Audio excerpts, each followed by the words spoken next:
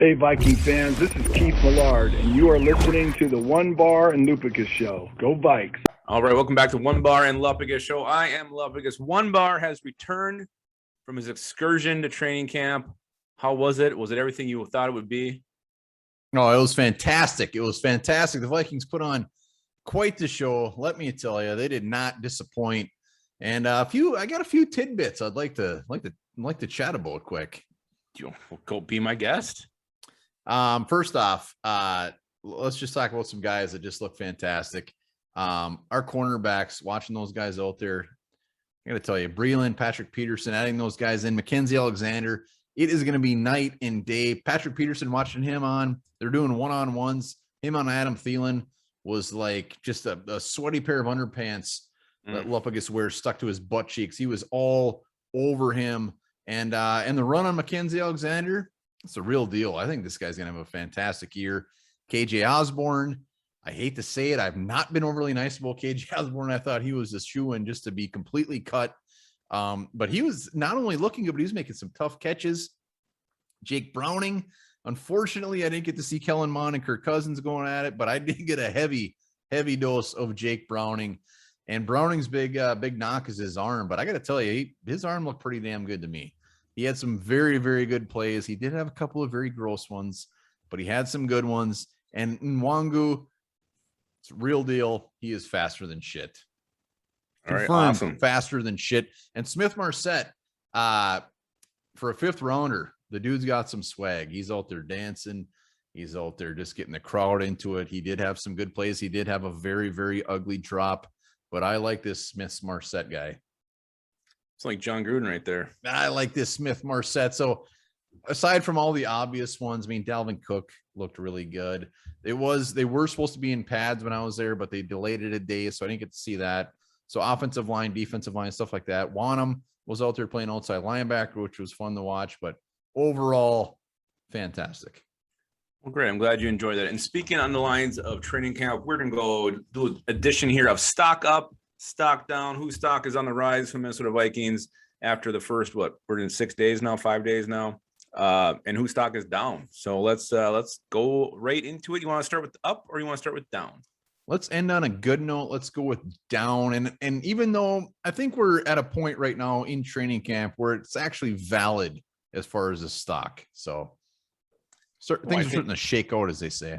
Yeah, again, you still can't put a whole lot onto it yet, but yeah, you can definitely. I think the stock up, stock down is very fair. And let's start with a couple guys who are injured.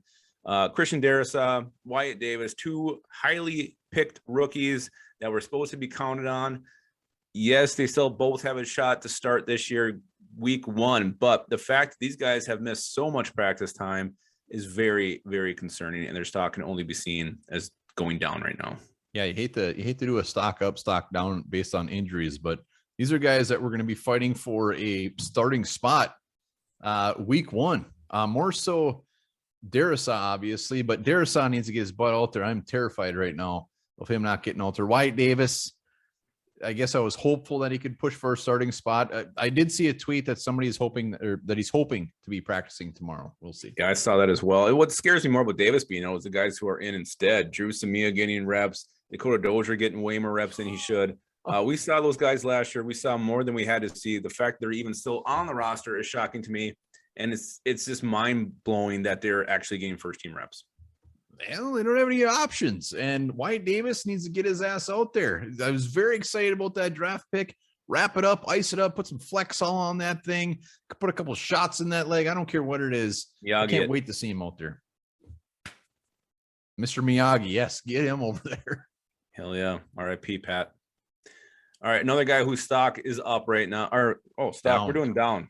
Stock down. Another guy who just hasn't got any reps. Another injury thing. Kicker Riley Patterson. This is supposed to be a highly contested battle in camp. These two kicking it out every day in practice. And Patterson's been on the bike. He's been on the bike. He was out there earlier today. They said actually kicking some field goals. So hopefully he is very, very close. But the fact that he's a rookie already sets him back. We know where Zimmer stands on rookie kickers. So he needs to come back quick. Not only quick, but he needs to come back hotter than shit. Well, for sure. And I mean, it's not like Greg Joseph's. I mean, what I've seen on Greg Joseph, he'll hit a couple, he'll miss a couple. He's not exactly nailing this job down, making anybody forget about Dan Bailey. So I think even when Patterson gets in there, he's still got a shot to make his stock trend upwards. Hopefully. And really, even though we got Patterson, Joseph, these might not be our opening day kickers. Yeah. I was thinking the same thing earlier today. You know, we saw those 2 years in a row where we switched our punter after the final cuts were made. I have a feeling that could be our kicker situation this year. We'll see. Did you see Joseph at all, Camp? No. They were kicking over there. I was paying zero attention to him. All right. Appreciate you doing that. Another guy whose stock, I didn't think his stock could go any further down, but it is. It's weird to mention him, but it's Drew Samia.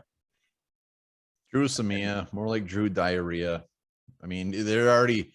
Who was it that blew by him? I couldn't tell the number, but it was embarrassing. It was gross. And Samia, I mean, the fact that Zimmer is saying that spot is up for grabs. I mean, he said it was. He mentioned Dakota Dozier. He mentioned Drew Samia. I hate the fact that he's even being mentioned at the spot. Why? I agree 100. Yeah, I don't understand why. What else do you have to see? These guys just don't have it. Drew Samia is, like you said, he's Drew Diarrhea. He's not a good football player. Dakota Dozier, yeah, he can plug in some different spots, but he doesn't play very well when he does. I don't care if he's a versatile guy. I have versatile crap every day, every morning, and it's still crap. It is. It is still crap. And I still, even though that Zimmer said that, I still think at this point, I would actually still be very surprised if he's even on the 53. Yeah, I don't think he's going to make this team, especially after that horrible rep that one was captured. I mean, how many more that was on the Vikings official YouTube page? So not polite of them. No, but it is what it is. All right, the final guy whose stock is trending down is one of the quarterbacks who isn't there, and it's Nate Stanley. Nate Stanley had an uphill battle as it was, but I mean, he might not even make the practice squad.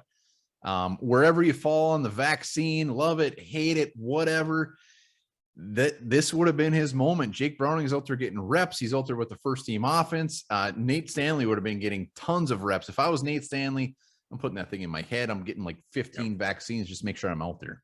I'm drinking it. I'm taking an ice tub bath in it. Yeah, he's fallen so far behind. Golden opportunity here that he just let go. Again, everybody has their own reasons for not taking it or taking it. So it's hard to get too judgmental on this, but looking for a guy who's really got an opportunity to, in his line of work, make a name for himself, at least an impression on the coaching staff. He kind of blew his shot here. Well, and the worst part is they bring in two new quarterbacks that probably are on the same page or at the same level of Nate Stanley. It's going to make it very easy to say goodbye to him. Yeah, he was here last year. What did he get? He didn't get any reps last year, so that doesn't even really matter. Case Cookus might as well just kick Nate Stanley in the tuchus. In the tuchus. I was hoping you were going to have a tuchus reference there, and Always. I was really looking forward to see Nate Stanley out there in the fourth quarter of a preseason game and see what he had to offer. But I don't know if we're going to get there. We'll see. We might never see it. I mean, there's only 3 preseason games. How many reps is the 4-string quarterback actually going to get? I don't think it's going to be a lot. All right, let's hop over to the positive side, the stock up. And I'm going to start with every day you hear something about this guy making a fantastic catch. Today it was another beautiful one-handed grab in the end zone. A la his mentor, Kyle Rudolph. I'm talking about Swervin' Irv Smith Jr. The breakout is supposed to happen this year. And everything that's happened, mini camps, training camps so far, points to that coming true. The breakout is here. Yeah, all the signs are pointing to actually him breaking out. You said it. I mean, he's just ripping shit up. Tough catches, looking good, looking lean, looking tough. We'll see what happens. Hopefully he gets a lot of balls thrown his way. Yeah, I like what you said about just the way he looks. I saw it close up of him today. He looks thicker. He looks more put together. I'm expecting big things from Irv Smith Jr. I'm talking using my 3rd round pick on him in fantasy this year. Wow. Okay. We're going to talk about that after this, but he's going to make some linebackers look damn right silly this year. And I think he's going to do that 50+ receptions. 3rd round for fantasy might be a little early, but I think Irv, you can just tell he means it.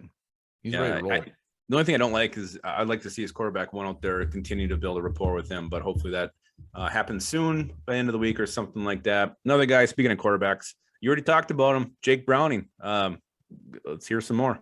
Jake Browning. I mean, unfortunately, this is his moment. He is taking advantage of these other quarterbacks not being able to be out there, going out to his first team defense, which has looked pretty damn good too. And he's making some tough throws. And like I said, he actually has a decent arm. I'm not gonna say it's great, but it's better than expected. And Browning is going to make the Vikings really think long and hard keeping those three quarterbacks. I think at this point they'd be damn near foolish not to, especially with Mond missing some time. Yeah, I mean, not only I think he's going to make the team, he's going to push to be the number 2 early in the season. He's played that well. Yeah, he's had some good moments. He's had some bad moments, like you said, but the fact that he's getting all these reps, he's in there working with the ones, that just shows that in a pinch right now, the Vikings did have to start the season. Cousins goes down. I think they would turn to Browning right now. And yeah, this is a guy whose opportunity came and he's seizing it and making the most of it. Little side note here. There was about, I'm going to say he's about 12 years old sitting in front of me watching training camp, telling his mom and his dad and his little brother yesterday that Browning is really good. And he helped lead the Washington football team to the playoffs last year. And it took everything in my body, everything, not to intervene, but I just let it happen. The kid was so excited to pass on this knowledge. I just let it go. I would have smacked him in his head and told him he was stupid. I want to say he went to Washington College. He was not on the Washington football team. All right. I didn't do it. You should have done the Billy Madison line. What you just said. I wanted to because he kept standing up too right my way. Sounds like he was a real pest. All right. Real rascal. Sorry. Say. All right, another one, stock up. This may be surprising, but Oli Udoh, and the fact I got him on my stock up is because I wasn't even sure he was going to make the team. We haven't seen much of Oli Udoh his first couple of years in the league. He's getting reps at right guard with the first team, and I believe he even filled in for Rashad Hill at left tackle with the first team when he took a breather yesterday. So Oli Udoh ascending the depth chart, and honestly, if it's not Wyatt Davis starting at right guard, I hope to God it's Oli Udoh just so we see something different. Yeah, and I don't even hope to God. I think he's the only other option. I think the fact that they're jamming Oli Udoh in anywhere and everywhere they can. They love this guy. He's had some good plays. He's holding his own. Was it against Pierce today? I saw a video of him too, just doing damn good. It's not like he's just a body to throw out there. It sounds like he's earned it, and it sounds like he is definitely in the running to get that spot. Yeah, I mean, from a guy who I saw as a bubble guy, probably not making the team to potentially a starter, is a huge stock up. It's a skyrocket. Like if One Barn Lupagus was on the markets. Oh God. And the people that are there day in and day out, following the Vikings, they're doing nothing but praising Oli Udoh. So I think not only does he make the team, I think it's a shoe when he makes the team unless something completely crazy happens. But I think you're right. I think he's going to push for that right guard spot. Yep. And the last one, if this is a guy we both wrote off, you already mentioned him. Wide receiver KJ Osborne. And again, I actually say wide receiver KJ Osborne, not kick returner, not return man KJ Osborne. This guy, he spent the offseason working. I saw it today, Justin Jefferson, Stephon Diggs, a couple other guys. And what he said he took away was, what was it, preparation or something more mental than actual physical. So this guy's been around some guys with some swag. I think that swag has rubbed off on him. And we're seeing now why the Vikings use a 5th round pick on him. And if he makes this team, does earn that wide receiver 3 spot, we need to do an apology video. Yeah, we will do an apology video, maybe even send him a letter that he will never open or read. But I mean, even Miami, his final year there, he was a pretty damn good receiver. He made some tough catches. Whatever it was last year, they did not give him any sort of sniff at the wide receiver position. And he like I said, I was there for one practice, but he looked pretty damn good. And he is opening some eyeballs. And KJ Osborne, he might not be a special team, he might not be a return guy, but he might have a spot in the NFL as a 4-5 receiver. Yeah, again, I'm going to kind of just wait a little bit longer. I'm not ready to deem him the 3rd or 4th receiver on the depth chart at this point, but it's definitely trending that way, and his stock is definitely up to where, to me, the arrow's green. When this season started, I had the arrow brown. It was that low. Oh God, Browntown. And also, I must say, Whop Fillier and Prohl, it's going to be some tough. I like those guys because they looked very, very good as well. So it'll be very interesting to see how things shake out. But they got some very intriguing young receivers on this team. They do. The Vikings are going to have some very tough decisions to make at the end of camp. So it'll be interesting to see who sticks and who ends up on the practice squad. So that is our stock up, stock down, early August edition. I'm sure we'll do another one here in a week or so, as things change and players progress. So anything else you got to add? No, that's about it. Your stock is up. I will say that. So is yours. I really appreciate that. Here's something to think about. And I guess this could be stock up. Maybe it's stock down. I think it's definitely stock down. Russia didn't consider beer an alcoholic drink until 2011. Until then, it was considered a soft drink.